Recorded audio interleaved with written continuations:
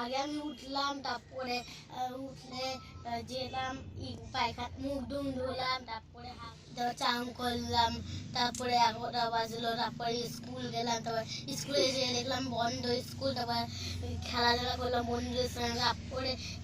সন্ধ্যা হলো খেলাম, তারপর মাঠে গেলাম, তারপরে আসলাম বাড়িতে, তো খেলাম, মোবাইল দেখলাম খেতে খেতে, তারপরে এসে পরে আবার